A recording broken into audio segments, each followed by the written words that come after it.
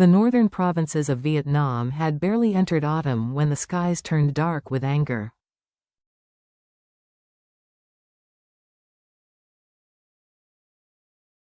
A violent storm swept across the land, leaving chaos and fear in its wake. Within hours, rivers surged beyond their banks, roads vanished beneath angry waves, and desperate cries for help echoed from village to village.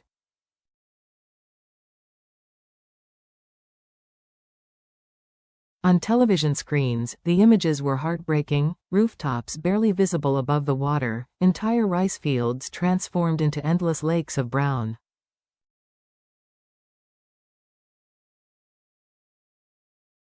In one small home, James sat silently before the flickering light of the TV.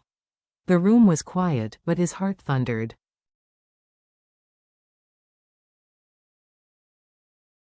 He had come to love this land, its people, its warmth, its stubborn strength. Now, all he could see was suffering.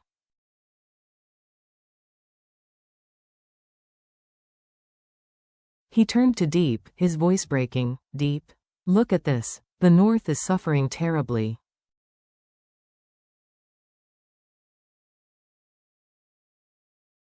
"We have to do something, now." Diep's hands clenched. Born and raised in the northern countryside, she understood all too well the cruel rhythm of storm season, the dread that came with every thunderclap.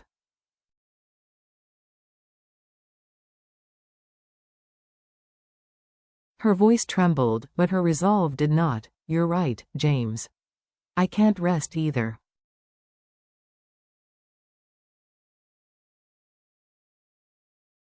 "If we can help, we must go." Mobilizing hope, the decision was instant and unstoppable.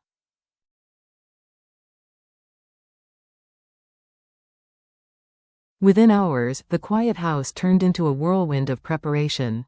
Diep called her friends, colleagues, anyone who could help.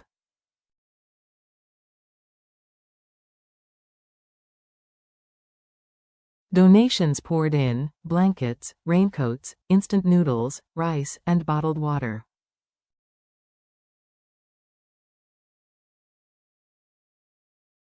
James added more: medicine, milk for children, flashlights, batteries, and life jackets.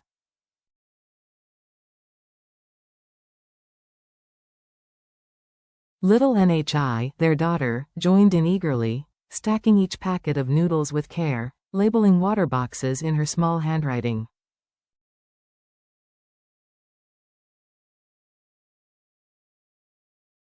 The house overflowed with the sound of effort and purpose. Outside, the rain refused to stop.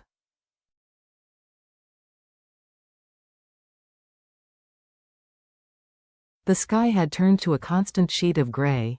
At dawn, James loaded the truck, shoulders tense beneath the weight of urgency.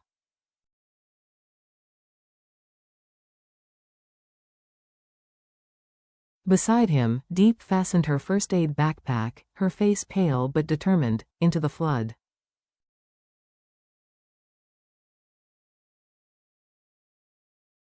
The journey to the mountains was long and brutal. The road disappeared in stretches of muddy water. Landslides had carved open the earth.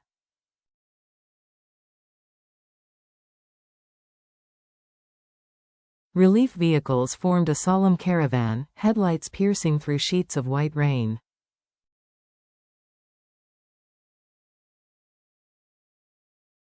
Inside each car, hearts beat with one common wish: to reach those who still had hope.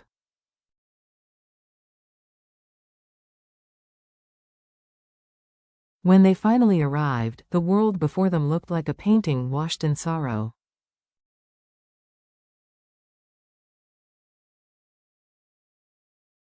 An entire riverside commune had vanished beneath the flood. Only the red tips of tiled roofs poked out from the muddy water.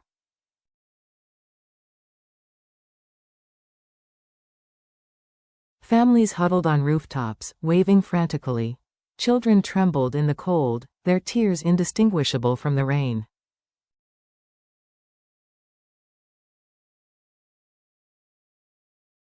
The elderly sat still, their faces lined with exhaustion, and yet, when the relief boats appeared, their eyes brightened with fragile hope.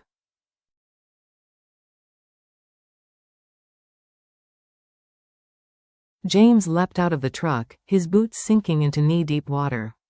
He joined Diep and the other volunteers, forming human chains to pass sacks of rice, boxes of noodles, and bottles of water to waiting boats.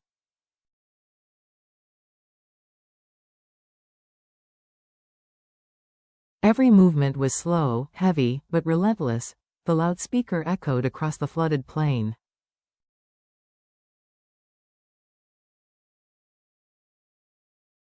Rest assured, relief has arrived.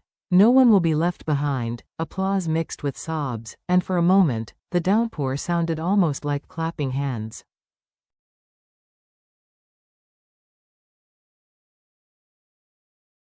The Cultural House Refuge.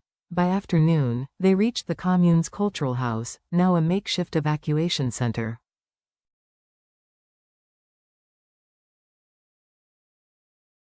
Hundreds were gathered there, drenched and exhausted. Their clothes clung to their skin, their eyes hollowed by fear and fatigue.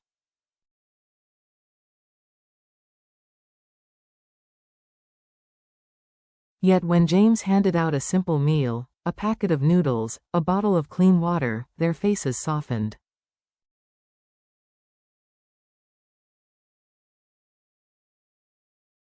A flicker of peace, however brief, returned. Diep knelt beside a small boy, no older than 5, his hair tangled and his hands trembling as he held a carton of milk.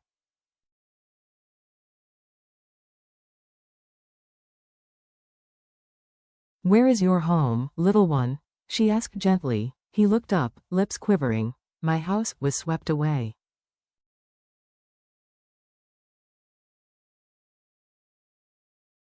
"My father's still outside the dike. He's taking care of the buffalo." Before Diep could reply, a voice shouted from outside, urgent, panicked.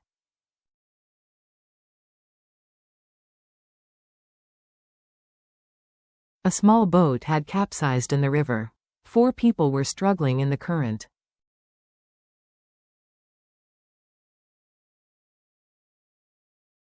The rescue. Without hesitation, James ran. He dove into the torrent, the cold cutting into his skin like knives.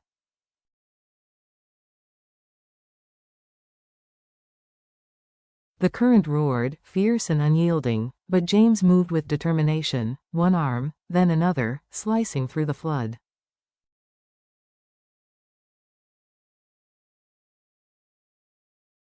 He reached the first man, pulling him toward the shore. Then another. And another.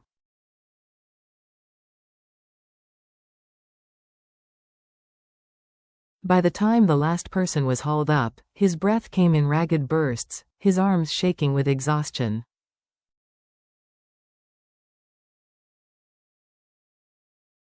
But they were alive, all of them. When Diep reached him, her eyes filled with tears.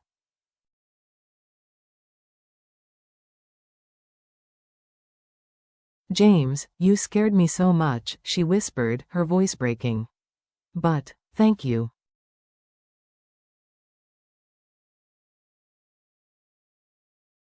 Around them, cheers erupted, cries of relief mingled with the endless sound of rain.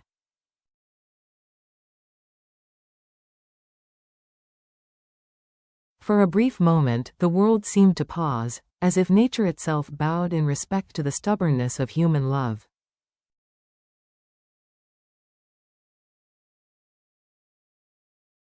Night among survivors. That night, the relief team stayed at the cultural house. The dinner was simple, white rice soaked in floodwater, a few pieces of dried fish, yet it tasted like victory.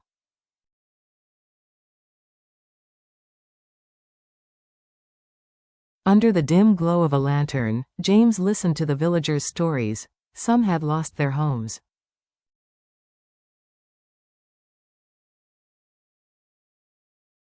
Others had lost everything, fields, gardens, even family. His heart ached, but his admiration grew.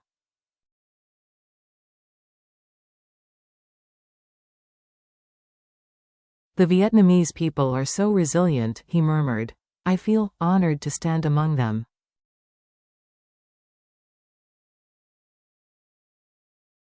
The morning after, when dawn came, the rain finally relented.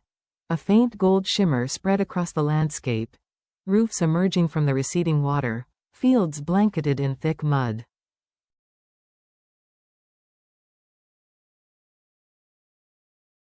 People began to clean. There was laughter again, faint but real. As long as there are people, one woman said, there is everything.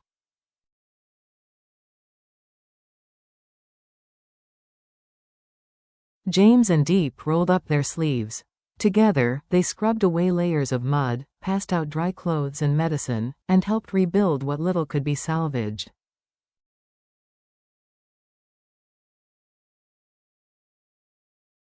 Before leaving, an elderly man took James's hand, gripping it tightly. "Thank you, mister."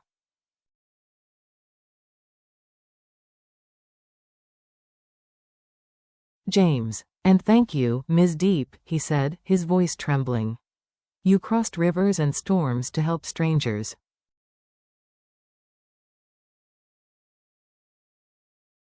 "We will never forget." A promise of peace. As their truck rolled away, James looked through the rear window.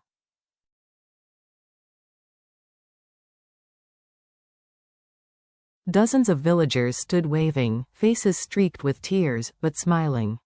Above them, the clouds finally parted.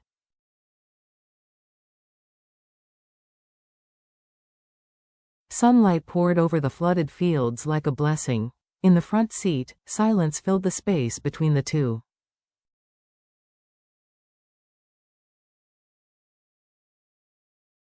Then James spoke softly. "Diep, I think this is what truly matters. Helping people, when they need it most."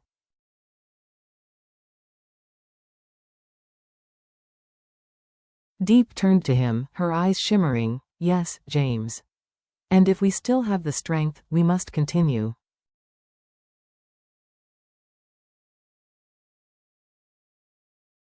They exchanged a look, one of exhaustion, but also of shared belief. Outside, the road stretched long and uncertain.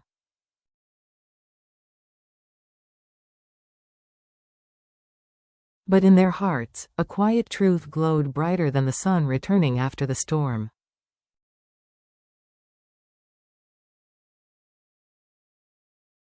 Human love can overcome even the fiercest floods. Their mission that day ended, but the echoes of compassion would remain, rippling outward, like sunlight glinting on the calm after chaos.